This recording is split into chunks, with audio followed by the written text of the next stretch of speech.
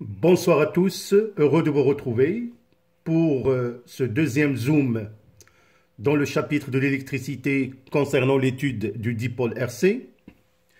Alors nous avons déjà vu dans la première capsule la charge du condensateur que je vous invite bien évidemment de le revoir parce que dans ce premier chapitre, nous avons établi les 4 équations différentielles, à savoir UC de T, UR de T, Q de T et I de T. C'est très important avant de voir cette vidéo. Je tiens ici, avant de commencer, de continuer, de faire une petite rectification avec une erreur d'inattention, donc la rectification sur la question sur le zoom 1. On a déjà établi la solution de l'équation UR de T. Alors je tiens seulement, vous allez voir dans la capsule numéro 1, normalement je dois simplifier avec R. Donc I de T égale à E sur R exponentielle moins T sur RC. Sachant bien évidemment que UR est égal à R I de T. Je remplace I de T par son expression, je simplifie par R et nous allons trouver la solution de UR de T, c'est bien E exponentielle moins T sur RC. Donc c'est juste une rectification. Alors donc après cette rectification, nous allons continuer et je vais prendre en particulier l'équation différentielle que vérifie la tension entre les bornes du condensateur. Nous allons faire une représentation graphique et nous allons analyser la courbe de la variation de UC en fonction du temps.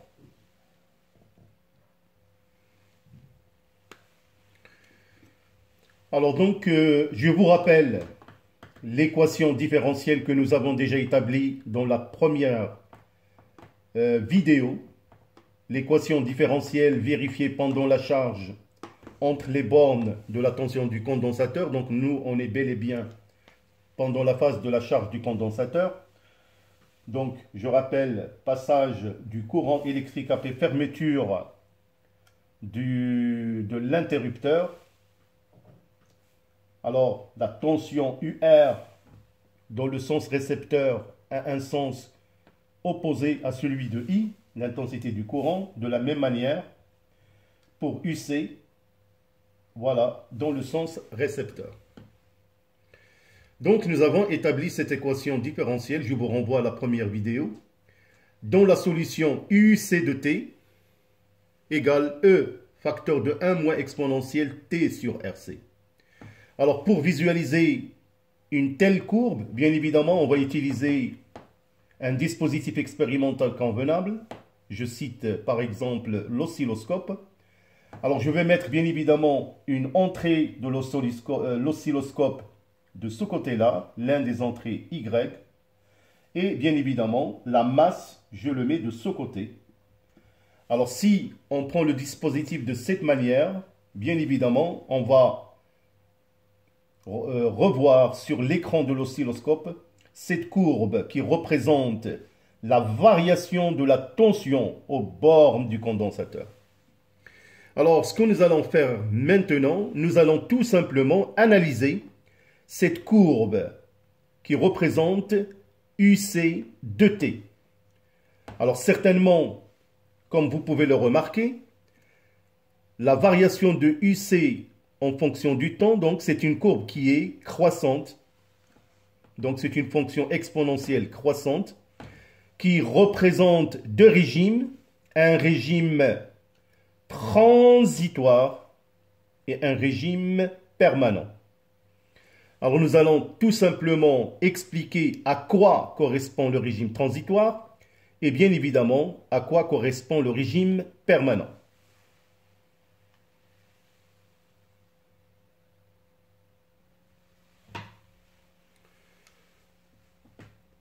Alors dans le régime transitoire, on peut tout simplement l'analyser de la manière suivante. La charge du condensateur s'effectue d'une manière progressive et continue jusqu'à atteindre la valeur E. Alors comme vous pouvez le remarquer, donc Au bout d'un certain temps, il y a une stabilisation de la courbe et qui devient, à un certain temps t que nous allons déterminer par la suite, constante, qui est représentée par cette asymptote y égale à e. Alors nous verrons à quoi correspond cette valeur de t. Alors pour le régime permanent,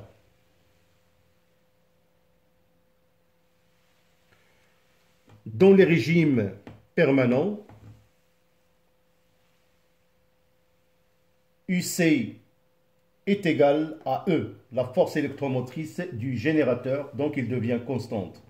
Alors dans ce cas-là, on dit que le condensateur est chargé totalement.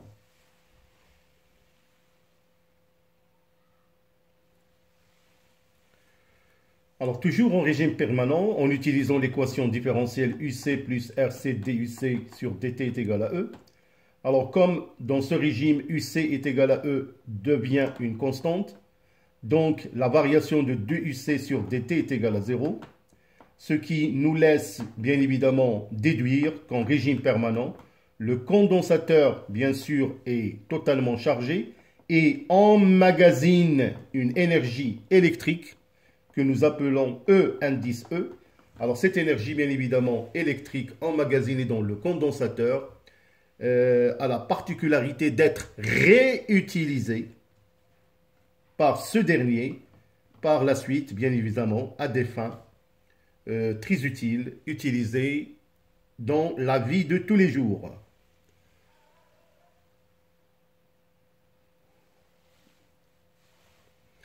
Alors maintenant, nous allons exploiter le graphe pour déterminer tau, la constante de temps. Nous avons déjà vu que tau est égal à RC. Alors, nous allons utiliser bien évidemment deux méthodes. La première, c'est la méthode des tangentes. On trace la tangente t à l'instant t est égal à 0. Et comme vous pouvez le voir, cette tangente coupe cette asymptote d'équation y égale à E.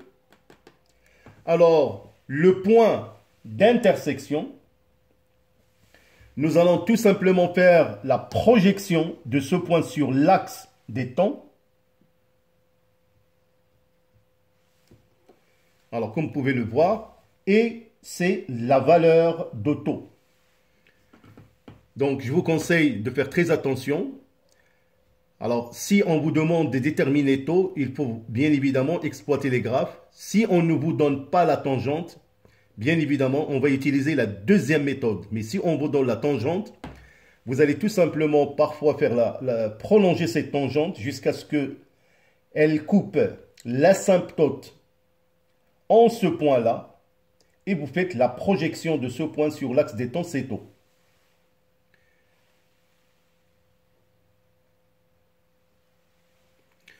Alors, pour la deuxième méthode, pour déterminer tau, alors nous allons tout simplement utiliser l'équation que vérifie UC de t en fonction du temps et nous allons calculer UC de t à cet instant-là.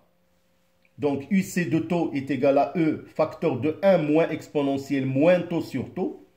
Donc, j'ai remplacé t par tau. J'aurai alors égal E facteur de 1 moins exponentielle moins 1. Notez tout simplement que cette valeur, c'est quoi? C'est 0,63. Alors, je vais reprendre la valeur trouvée, E multiplié par 0,63. Alors, certainement, je vais chercher cette valeur sur l'axe de UC de t. Alors, je vais la trouver par exemple là. Donc là, c'est 0,63 multiplié par E. Et comme vous pouvez le remarquer, je fais la projection et je vais trouver tau. Donc voilà, c'est la deuxième méthode pour déterminer tau, éventuellement quand on n'a pas à travailler avec une tangente. Je tiens quand même à vous informer qu'il y a une troisième méthode. Je peux utiliser l'équation cartésienne de la tangente, mais nous verrons cela dans les exercices, en particulier pour les sciences maths. Mais pour les sections SVT et PC, en général, ce sont les deux méthodes que vous aurez à traiter. Alors maintenant, nous allons voir à quoi correspond cet instant t.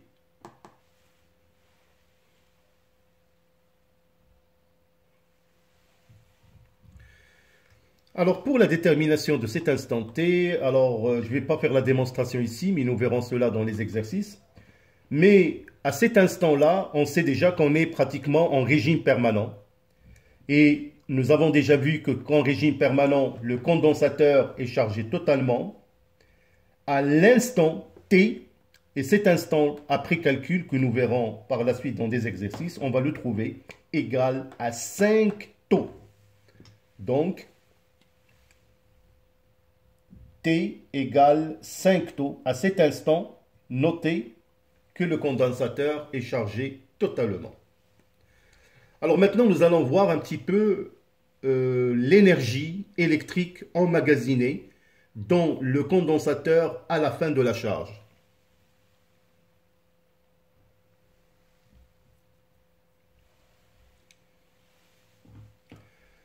Alors donc, nous avons déjà vu qu'à la fin de la charge du condensateur, ce dernier emmagasine une énergie électrique dont l'expression est la suivante, 1/2C UC au carré. Alors, cette énergie électrique est exprimée en joules, C est en farad, UC est en volt. Alors, bien évidemment, on peut vous demander de donner l'expression de cette énergie électrique en fonction du temps. Il suffit de remplacer UC de T par sa valeur et nous trouvons que cette énergie électrique en fonction du temps, c'est 1/2C E au carré, facteur de 1 moins T sur tau, le tout au carré. Notons aussi que cette énergie électrique, il peut être exprimée en fonction de la charge. Alors, sachant bien évidemment que Q, la charge au niveau du condensateur, c'est quoi? C'est CU, C.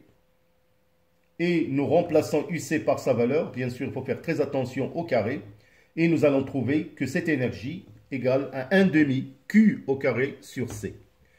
Bien sûr, la charge est exprimée en coulomb.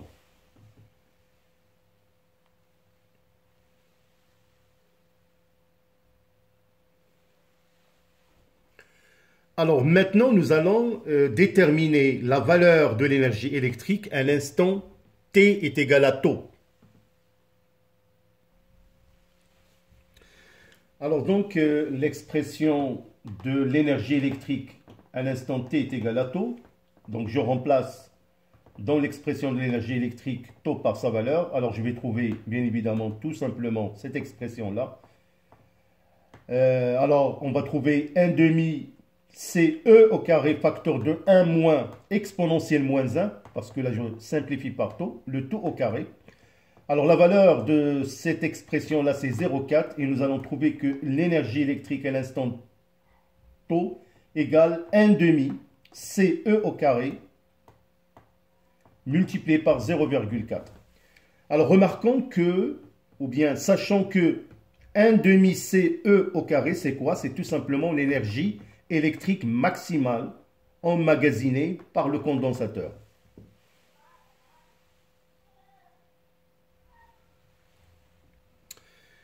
Alors je remplace tout simplement dans mes calculs. Donc on a énergie électrique égale 1/2 CE au carré multiplié par 0,4. Je remplace cette expression par l'énergie électrique maximale. Donc énergie électrique égale E maximale multiplié par 0,4. Je vais tout simplement mettre sous forme de rapport énergie électrique sur énergie électrique maximale égale 0,4 qui est égal à 40%. Alors bien évidemment, on peut vous demander une question, qu'est-ce qu'on peut déduire pour le calcul de cette énergie électrique à l'instant T est égal à tau?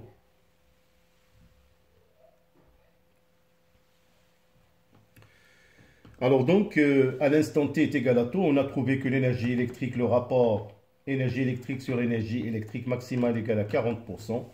On peut tout simplement déduire qu'à l'instant T est égal à tau, le condensateur emmagasine 40% de l'énergie maximale. Alors voilà mes chers élèves, je vais me contenter déjà pour cette partie Zoom numéro 2 concernant l'étude de l'équation différentielle que vérifie UC aux bornes du condensateur. Alors dans la capsule Zoom numéro 3, nous allons bien évidemment procéder de la même manière, mais nous allons analyser l'équation différentielle vérifiée par la charge et nous allons faire bien évidemment aussi la représentation graphique et faire la même analyse pour la charge du condensateur. J'attends bien évidemment vos commentaires. Encouragez votre chaîne Fardari Channel. Je vous promets que je vous donnerai le plus. Et nous allons travailler des exercices variés, des lives pour les préparatifs du baccalauréat. D'ici là, portez-vous bien. À bientôt.